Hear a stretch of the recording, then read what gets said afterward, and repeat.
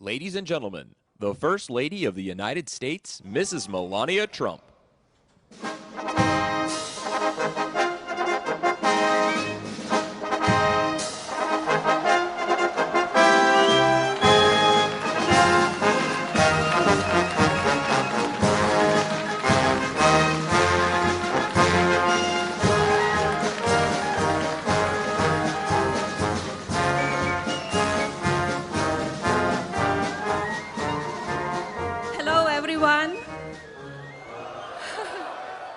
It is wonderful to be with you today. This has been a very enjoyable and productive visit with the Japanese people, and we are thankful for the incredible hospitality that we have received. Back in November, I visited the USS George H.W. Bush, one of our nation's great aircraft carriers at work in the Atlantic Ocean. It is a privilege to once again join with you, our incredible sailors and Marines, on the USS Wasp at work here in the Pacific Ocean. Thank you for your service and sacrifice and all that you do on behalf of our country. May God bless you and your families. I'd now like to introduce my husband, your Commander-in-Chief, the 45th President of the United States of America. Mr. President.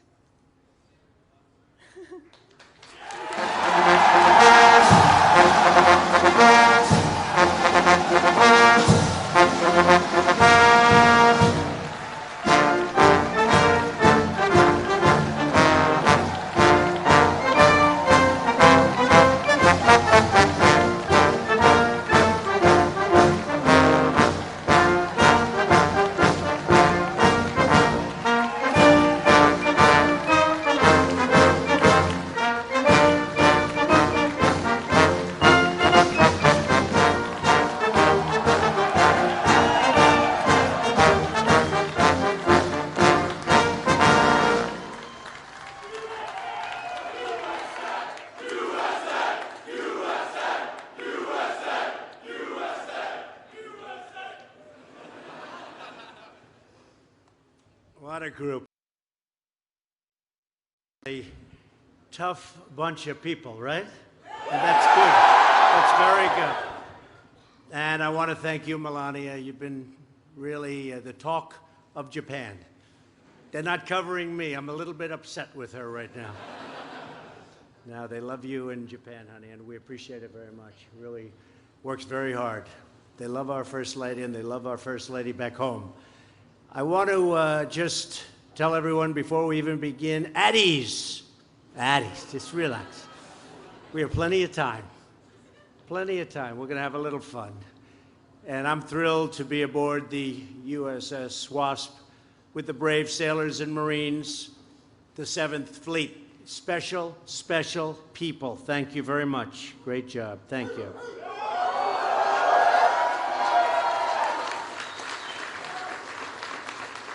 And I have to wish you all a very happy Memorial Day, right? Memorial Day, very special back home. And I always like to be back in the U.S. as you do for that day, but we did a lot of great things for the last 3 days in Japan. So we're working together. You're working, I'm working, we're all working together. As president, I have no higher honor than serving as your commander-in-chief and the extraordinary men and women of the American Armed Forces. This has been a truly amazing and unforgettable visit to Japan. Melania and I are profoundly grateful to their majesties, the new Emperor and Empress, and the great honor of being their first state guests. That was a big honor for our country. We're also deeply thankful to our cherished friends and treasured partners, Prime Minister and Mrs. Abe. Very, very great people. Our thanks as well to Ambassador Haggerty and his wife, Chrissy. Thank you very much. Thank you, Ambassador. Thank you. Chrissy, thank you very much. Great job you're doing. Today, we're proud to be joined by the many outstanding military leaders. We have a lot. These are very incredible ones. I especially want to thank Commanding Officer of USS Wasp, Captain Christopher Herr,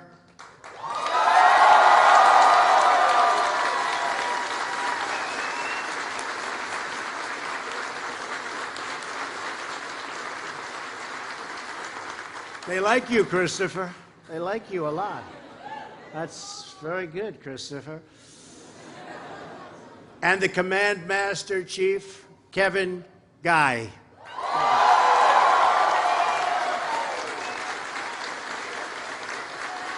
Popular people. That's great. Wow. Great leaders. My thanks as well to Lieutenant General Kevin Schneider, Commander of the U.S. Forces Japan. Thank you, Kevin. Thank you.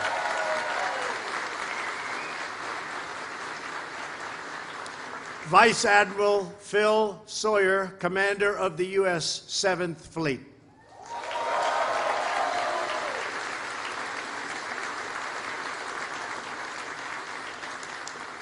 And you know, they're all such good-looking people. You have all this media over here. They're going to end up in Hollywood. They're going to leave us. Some of them will be picked for Hollywood, right? And they won't do it. They like this better, and I agree. Rear Admiral Gregory Fenton, Commander of the United States Naval Force, Japan. Thank you. Thank you, Gregory. Thank you. Great. Rear Admiral James Pitts, Commander of the Submarine Group 7.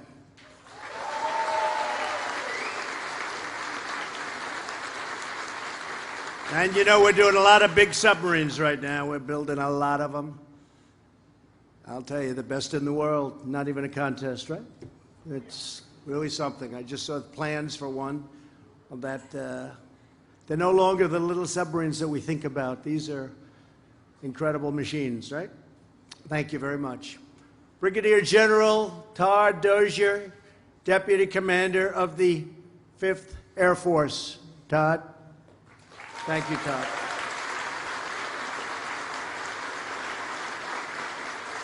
Rear Admiral Fred Kacher, Commander of Task Force 76. Thank you very much. Thank you very much. Great, great leaders. Captain Jim McGovern, Commander of the Amphibious Squadron 11, and Captain Jeffrey Kim, Commander of Fleet Activities, right here. Thank you very much. Thank you. Great. Together, these officers are leading the most fearsome group of American warriors this side of the Pacific. We have more than 1,000 sailors and Marines from the 7th Fleet here today, including hundreds who serve on this impressive assault ship, USS Wasp.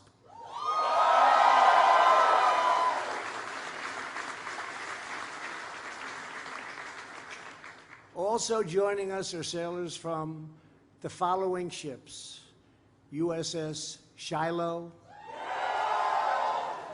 USS Chancellorsville, USS Mustin, USS Barry.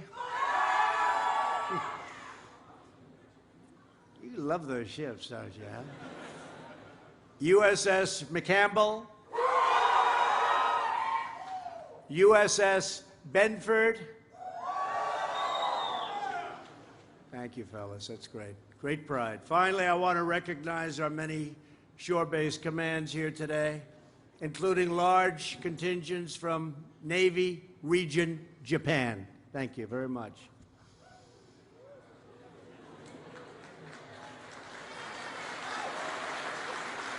We like them. We like them. The Fleet Anti-Terrorism Security Team. The Naval Intelligence Operations Center. Fleet Logistics Center, Yokosuka.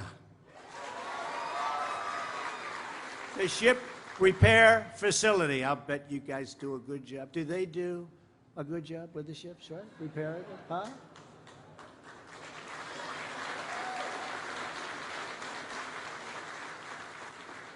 So then let me ask you a question. Catapult. right? The catapult system. Do you like electric or steam? Steam. Who said electric? There's one guy back there. Okay, I really need this information because, you know, we're building carriers. We're building one. They're using an electric catapult and an electric elevator. Number one, I can't imagine in the case of battle, it must be very delicate, okay? And, you know, steam's only worked for about 65 years perfectly. And I won't tell you this because it's before my time by a little bit, but they have a $900 million cost overrun on this crazy electric catapult. I said, what was wrong with steam? I would like to know, all of the folks that know exactly what I'm talking about, the catapult system, steam or electric, ready? Steam, electric,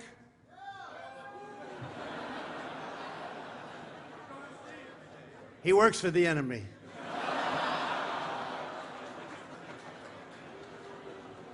He's all right. Well, you might be in danger. I better be careful. No, we want to go with steam. You know, they're always coming up with new ideas. They're making planes so complex you can't fly them. You know that? No, I admit, they want to show next. And we all want innovation, but it's too much.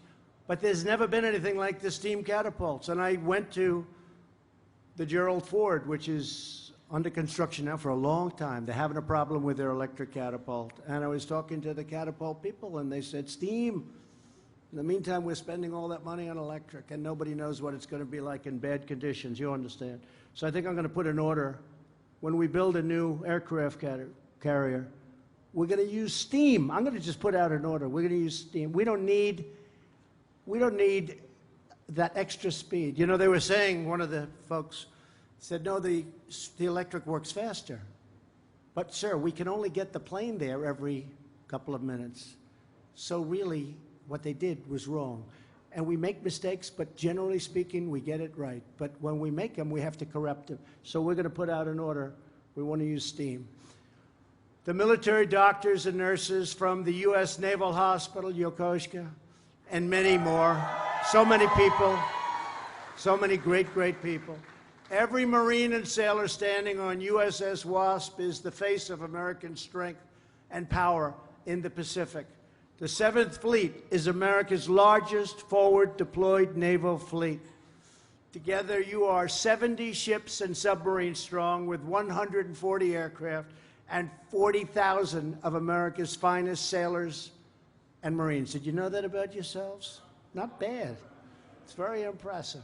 With us today is Marine Staff Sergeant Daniel Patterson. Where's Daniel? Where's Daniel? Get over here, Daniel.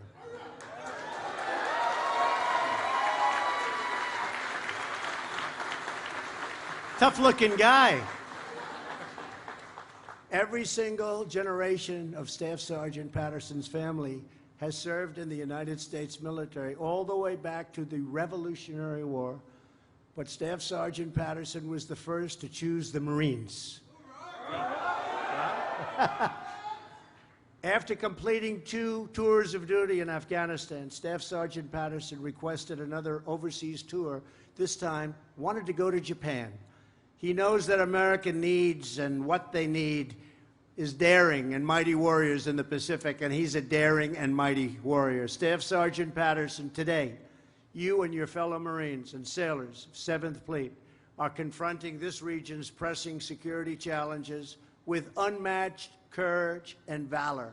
You know what's going on. You know where we're talking. You know what we're talking about. We really appreciate your being here. Daniel, I'm going to do something that you didn't expect. Say a few words, Daniel.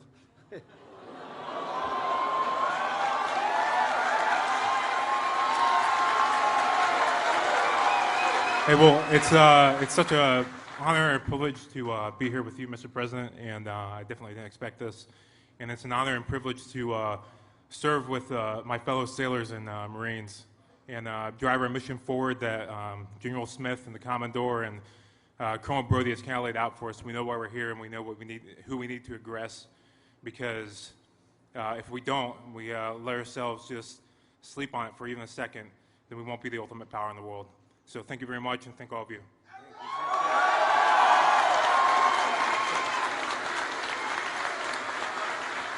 Good job, Daniel. He'll be running for political office within 2 weeks. Look.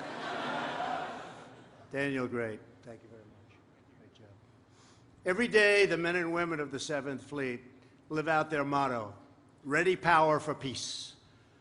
You face down terrorism and render aid in the wake of devastating natural disasters, and I've seen what you do. Incredible. You proudly patrol the Yellow Sea, the Sea of Japan, the East China Sea, and the South China Sea. You defend your homeland and our allies against missile attack with our most advanced radar and weapon systems in the world. We have equipment, missiles, rockets, tanks, planes, ships. Nobody in the entire world can build them like we do. Nobody. It's not even close. You know that better than anybody. Here in the Pacific and around the globe, we want our armed forces to have the tools, resources, and equipment you need and that you deserve. That's why we have given our 7th Fleet new American-made F-35B Marine fighter aircraft. Very stealthy. You know that, right? The enemy has a problem with it. You know what the problem is? They can't see it. Other than that, it's a fair fight. Just like my one and this one right here. That just came out. Beautiful. Last year, USS Wasp made history when it became the very first ship to deploy these cutting-edge aircraft. I want to congratulate you all, and you're getting a lot of brand new ones. We're getting brand new equipment. You know, when I came 2.5 years ago, we had planes that were so old they didn't make parts for them anymore. You don't have that anymore. You don't have that. We're getting all new, beautiful equipment. We need it. We need it. Peace through strength, right? In April, USS Wasp also became the first ship to deploy F-35Bs in the Balikantan naval exercise with the Philippines and with Australia. Later this year, the USS Wasp returns home. We will be sending the men and women of the 7th Fleet, our most formidable amphibious assault ship, USS America. USS America will soon be sailing these Pacific waters, and I'm pleased to say that she will also be carrying the most beautiful F-35Bs on her deck. Brand new. Brand new. My administration is committed to ensuring that America's military strength forever remains second to none. Over the past 2 years, we have made historic investments in our military with $700 billion. Right, General? That's billions, right? No more millions. Not when it comes to our military. It's a little bit scary with a B. Scary. You know, it used to be millions. Now it's billions, and that's the way it has to be, because we have to protect our country. We have to protect our allies. And last year, $716 billion. So this year we're going up, and in a very short period of time, our military will be completely rebuilt and stronger, bigger, better than ever before. Won't even be close. And we're very close. And when I took over, we were very depleted, and you people knew that better than anybody. We were depleted. It's the only word I can use to describe it. It was not a good situation. But we're going to be very close. Right now, we're very close. Very shortly, we're going to be at a level the likes of which we've never been before. This includes money for 5 new guided missile destroyers, 4 new nuclear-powered fast attack submarines. That's the one you want? Okay, we got them. We got 4 of them. You only wanted 1, we got you 4. And 163 brand new F-35 Joint Strike Fighter jets. As Prime Minister Abe and I discussed yesterday, Japan also plans to equip the Japanese self-defense forces with 105 F-35 aircraft, which would make Japan's F-35 fleet the largest of any U.S. ally. The U.S.-Japan alliance has never been stronger. The relationship between your president and the Prime Minister of Japan, this great gentleman, great man, is a fantastic one.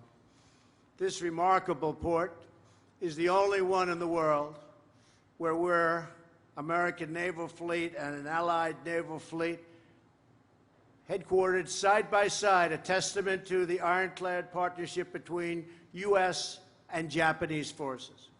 Together, you're advancing freedom on the high seas, shielding our nation from dangerous weapons, and preserving the peace that generations of valiant American warriors gave their lives to secure.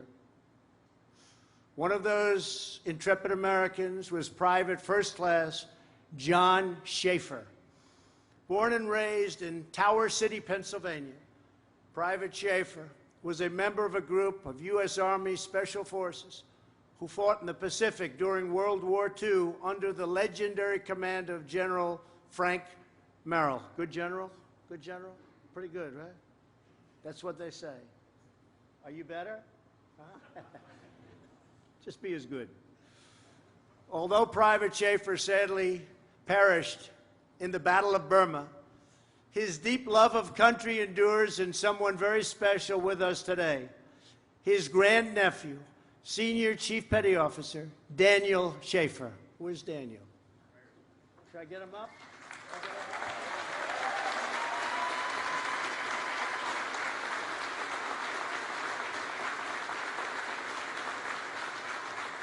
And I want to thank you very much for the incredible job you've done. We picked a couple of people that are outstanding. Please say a couple of words. Sure. Please. Thank you, Mr. President. This is amazing. You have recognized my family, but I know a lot of others have families that served as well. Memorial Day is that time where we honor our fellow Americans who paid the ultimate sacrifice. So, thank you for all my shipmates and fellow Marines that are out here today. It's a great day. Thank you, Mr. President. Thank you very much.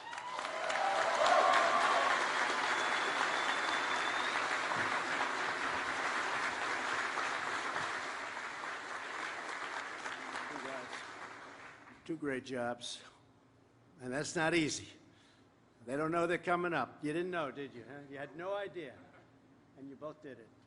They didn't choke. We don't like chokers, do we? We don't like chokers. We don't like chokers. On this Memorial Day evening in the United States, Americans are concluding a sacred day of remembrance, reflection, and prayer. Citizens all across the country came together to decorate the graves of our fallen heroes and to honor their selfless acts of courage. The citizens of our country are incredible. They love our country, and they love you. They love you. You have no idea how much they love you. Down through history, from America's earliest days, fearless Americans have said goodbye to their loved ones, gone off to war, and stared down our enemies, knowing that they may never, ever return. Memorial Day links every grateful American heart in eternal tribute to those brave souls who gave their last breath for our nation, from Concord to Gettysburg, from Midway to Mosul. Today, the unbreakable resolve of these heroes lives on in every American who wears our great uniform. Each day that you serve on these rolling but beautiful seas, you honor their sacrifice, you carry on their righteous duty, and you continue their noble legacy. Our republic endures because of brave men and women who are willing to lay down their lives to defend us all. Our freedom is earned through the blood and sweat and toil and sacrifice of great American patriots just like you. As we honor America's fallen warriors, we pledge our unwavering devotion to all of those who serve our nation in uniform. Throughout this region, from Yokosuka to Guam to Singapore to Okinawa to Boshan, the Seventh Fleet is holding the line and defending the peace. Among the sailors and Marines, the USS Wasp, you serve as warfare officers, naval aviators, Marine riflemen, air crewmen, corpsmen, machinist mates, avionics tech. Go ahead, you can do it. Ordnance technicians. Okay. Where are the avionics guys and gals? Huh? Right there? Good. That's complicated business, right? Got to be pretty good. Cooks, fire control men and women, intelligence specialists. Who are the intelligence specialists? Good, great, great. You know that, great. Nurses and engineers. Nearly every specialty in our Seventh Fleet is represented on the ship today. You are the strongest, toughest, best, and bravest. Do you agree with that? You better. You are the ones keep going and striving and keeping America safe and strong and proud and free. You defend our freedom, our families, and you defend our great American flag.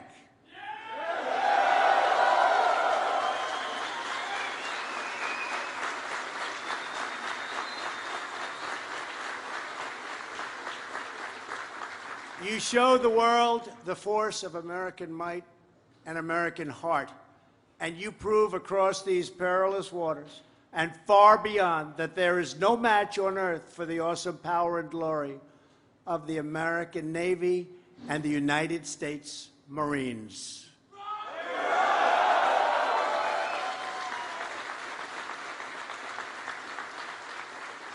To the men and women of America's Seventh Fleet, the First Lady and I have been to be with you all today. On behalf of all Americans, we thank you, we salute you, we honor you, we cherish you, and we stand with you now and forever. Thank you to the proud sailors and Marines of USS Wasp.